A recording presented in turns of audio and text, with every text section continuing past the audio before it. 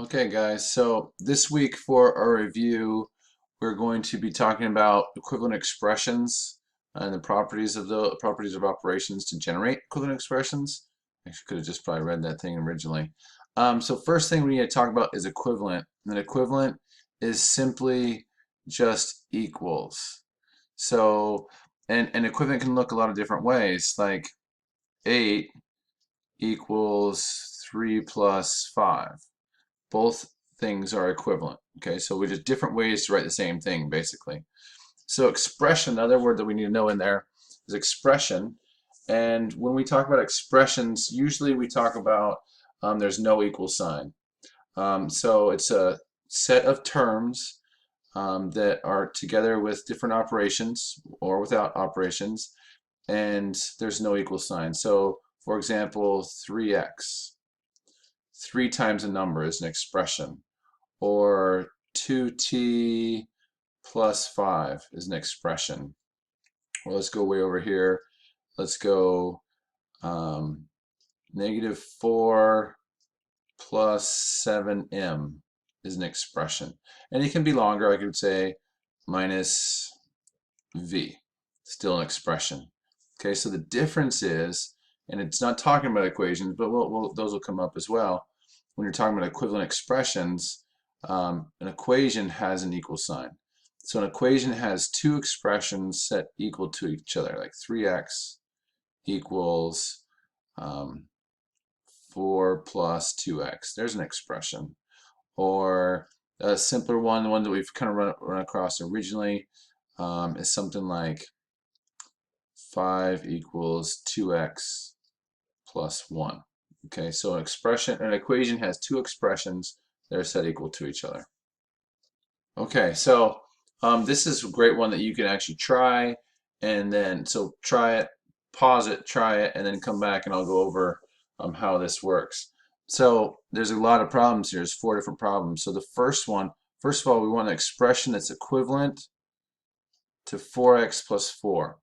So the very first one we'll talk about, we'll use the black ink, it says area. So it's 2 times 2x plus 4. Okay, we're trying to see if these equal 4x plus 4. Well, I take this 2 and I'm going to distribute it. So 2 times 2 is 4. That's looking promising. And then 4x, excuse me. And 2 times 4 is 8. So all of a sudden, that's not equivalent. Okay, 4x plus 8 is not equivalent. The second one, let's bring this one down. Remember, it's area. So we have 2 times 2x plus 2. Same thing, distribute this 2. 2 times 2x is 4x, still looking promising. And then 2 times 2 is 4. So this one, because that equals 4x plus 4, so this one is a yes.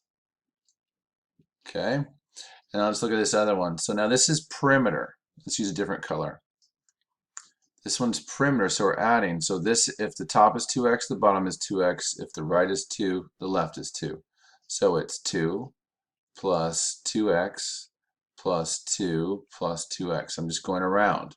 And so I have, look at my x terms, I have 2 plus 2, I have 4 x's, and I have 2 plus 2, there we go, so it's 4. So that one is also a yes. Okay, the last one is also perimeter. Okay, so it's a square. So what's special about a square is they're all the same. And I'm just going to do this one way, but you can maybe do it another way. But x plus 1 plus x plus 1 plus x plus 1 plus x plus 1. Whew. There's 1, 2, 3, 4 x's. And then there's 1, 2, 3, 4 positive ones. So that one is also true. Only one that was not equivalent. So on this one, I'm going to do that same distributing. They want us to expand it. So I'm going to take this 2 and I'm going to multiply it by 6x. I'm going to multiply it by 7. So 2 times 6x is 12x. and 2 times 7 is 14. So that's it expanded. Now think about this. There's two 6x plus 7s. So I have 6x plus 7, 6x plus 7. There's two of those. If I were to add those two up, I still get my plus 14 and my 12x. Similar thing.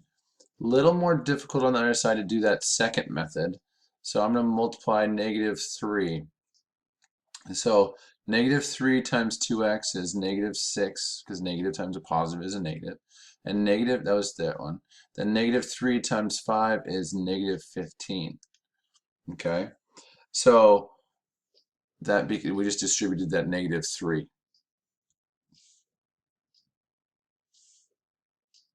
Okay, the last two that I want to talk about have to do with area again. So you can try this. If you want to try it, I'll put over here. This is a 6. This is a 4a. And this is a 9b. Okay, so pause it if you want to try it on your own, or you can keep watching if you're a little bit confused. Area means multiply, okay? So all we're going to do is take the two dimensions we know, the length and the width. I'm going to multiply it 3 times 4c. That's it. So 3 times 4c is 3 times 4 is 12, and it's c. If I have 3 4c's, that's the same thing as 4c, 4c. It's like when we are doing first learning multiplication, we added up the groups. We'll have 12c. Same thing as that answer. Okay, on the other side, that's a little bit more confusing because this dimension right here, let's see how straight my line is. It's not going to be very straight. That dimension right there, that's added. So it's 4a plus 9b. Okay, and I'm going to multiply that by the other dimension of 6. So let's distribute that. 6 times 4a is 24a. 6 times 9b is 54b. And that's my final answer. I can't do anything because I have a's and b's and I can't combine those. So if I were to go back to that adding method, let's take it over here. I have, let's just do a little line, a squiggly line. So same exact problem, but I have my 4a plus 9b. I have it 6 times if we want to add up the groups.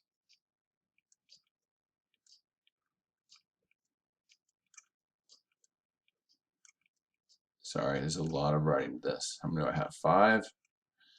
I have 6 of them. So if I were to add those up, I have 1, 2, 3, 4, 5, 6 9s, 54b.